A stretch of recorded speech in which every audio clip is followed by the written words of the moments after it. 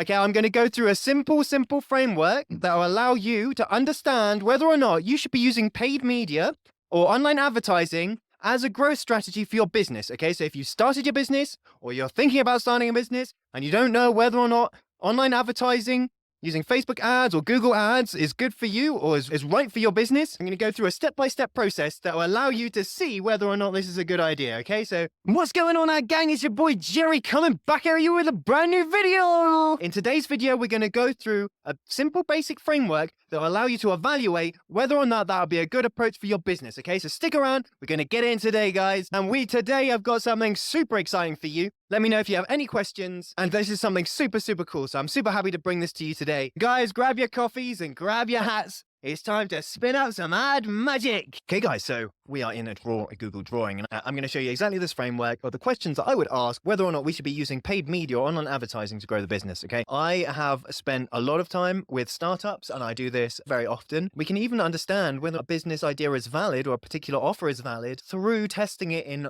online advertising. So I'm going to go through a process of which I would do to evaluate if it's worth for a business to be running ads. So we're going to go through that together and go through step by step exactly what you need to think about in order to evaluate whether this will be good for your business. So we're going to get into it. Okay, so step one, guys, is a competitor analysis. The first step to this is getting a general idea of what is happening in the market. Can you find some resonant competitors that are kind of doing something similar to you?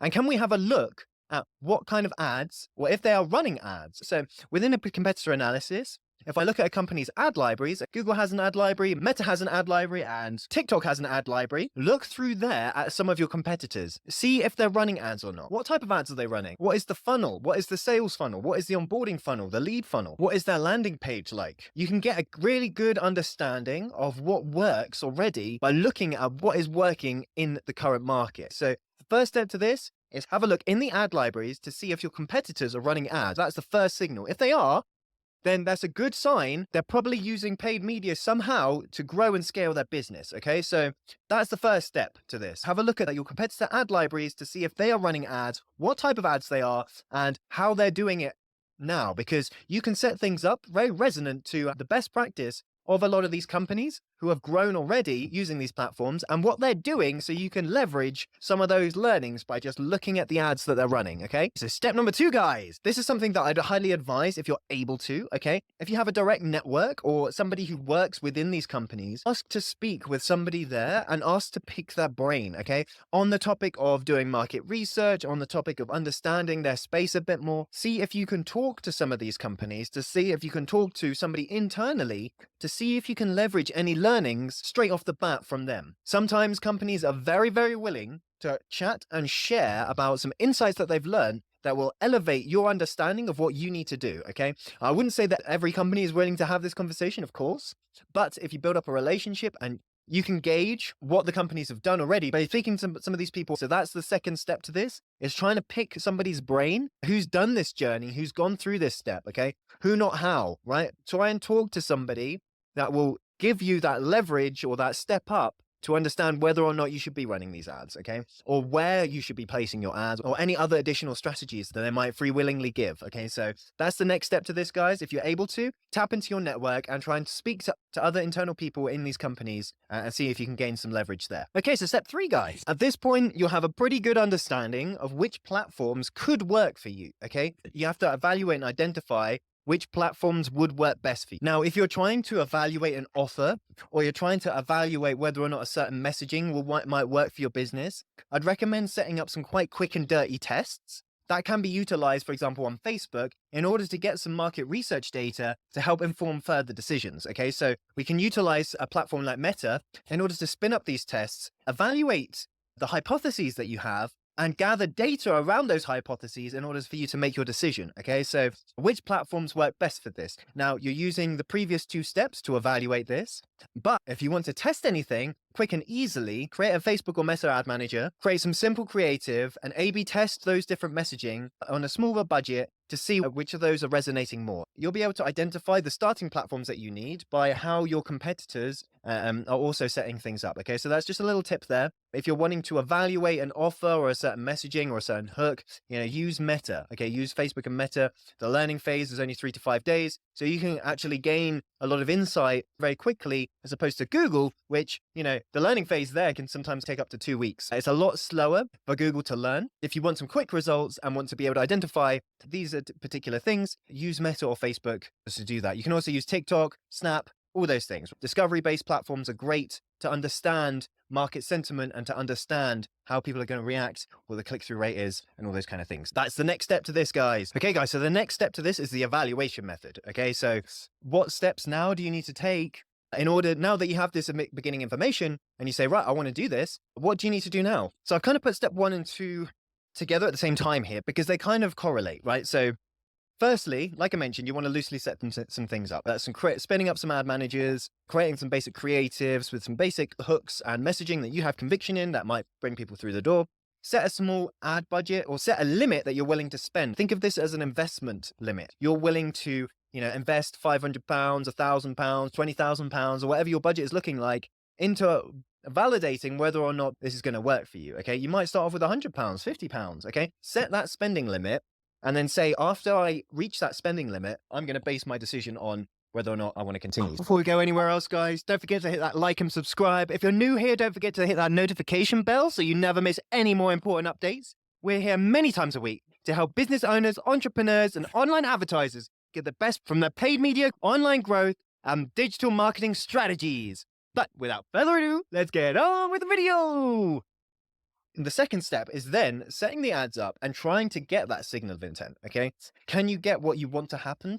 Now, a signal of intent is anything from a purchase to 2 purchases. Again, you're looking for those initial breadcrumbs that tell you, hey, there's a signal here. There's potentially gold here, right? You're just looking for a small signal of intent, okay? This could be if you're running leads, for example, that you gain some leads, you manage to chat with one of those leads and they say they're really interested. Okay, if you've got an e-commerce business or you want to sell something on e-com, set those level of signals of intent as a few purchases depending on the value of the product that you're selling. If it's something slightly higher, say, hey, I want to achieve 1 to 2 sales with this. If it works, look at the cost per acquisition price and say, hey, this is working, right? Or set that signal of intent as if it's slightly higher, if your cost per product is slightly less, you can set those parameters. Say, I'm going to try and get 5 sales at an okay CPA. This is very important, guys. An okay cost per acquisition. You don't want to try and get the best acquisition or even make a profit at this point. In fact, you'll probably lose money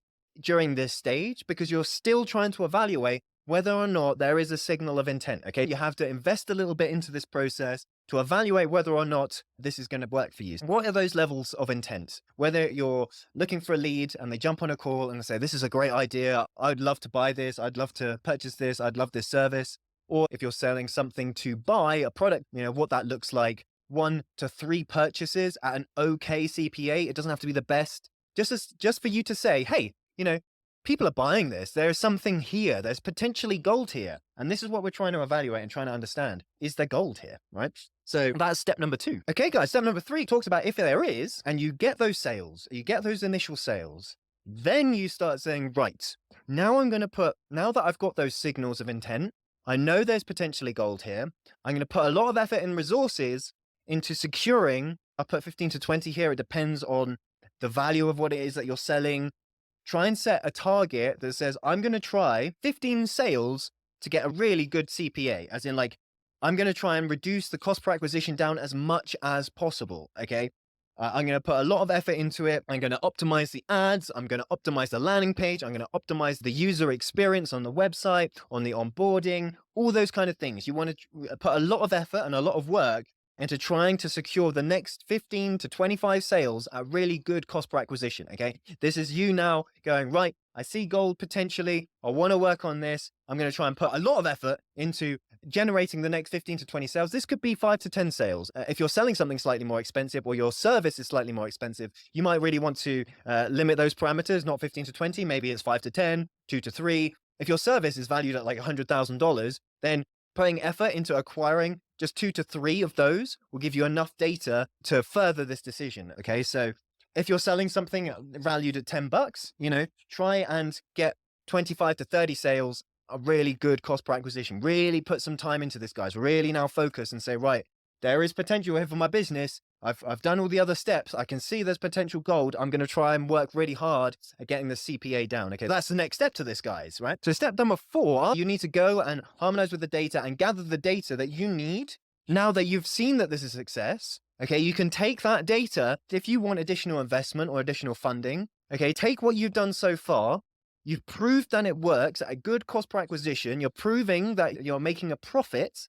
At that point, you can go and talk to investors, talk to VCs, and see if you can get additional funding, which will allow you to scale this method, okay?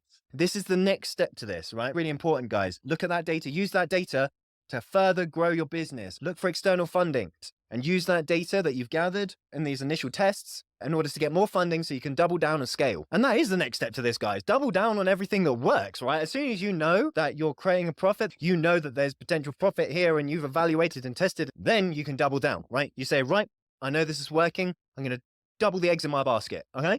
So we're going to double that, use that investment funding to double down on what works. And then the final stage, it was super simple, rinse and repeat, guys. Take that data, optimize more, ask for more funding, next round of funding, scale higher, keep doubling down on the things that work, follow your intuition on the acquisitions that you're making and grow your business, okay? Use investment funding to do that.